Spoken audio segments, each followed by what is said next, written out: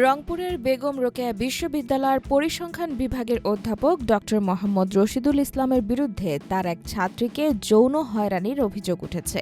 মেসেঞ্জারে কথোপকথনের স্ক্রিনশটগুলো প্রকাশ করেছেন ভুক্তভোগী ওই ছাত্রী।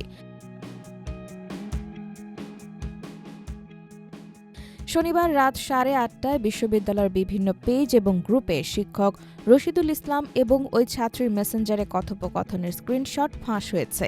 ভুক্তভোগী তার নাম পরিচয় গোপন করে এসব স্ক্রিনশট প্রকাশ করেন। স্ক্রিনশটের লেখায় দেখা যায় শিক্ষক রশিদুল ইসলাম বলেন, মিষ্টি মেয়ে একটা।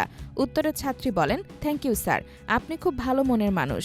এবার শিক্ষক বলেন, তোমাকে কি যেন করতে বলেছিলাম? শিক্ষার্থী উত্তরে বলেন, বাসায় যেতে। আর আপনার বাসায় গেলে কেউ যদি দেখে ফেলে কি না কি হবে?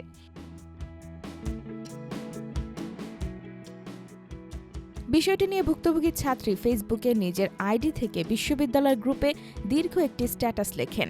পরে সেটি বিভিন্ন পেজে ছড়িয়ে পড়ে। পোস্টে শিক্ষকের বিরুদ্ধে নানা অভিযোগ করে ছাত্রী বলেন, আমি পরিসংখ্যান নবম ব্যাচের একজন শিক্ষার্থী।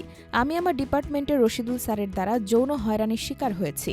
শুরুতেই আমি ডিপার্টমেন্টে তার নজরে আসি আমার মুখের হাসির জন্য।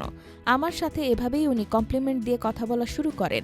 তারপর ইনবক্সে নক দিয়ে নানাভাবে পড়ালেখার খোঁজ খবর নেন এবং আমি সরল মনে বিশ্বাস করি আমি অনেক দূর থেকে এসেছি, তাই এভাবে খোঁজ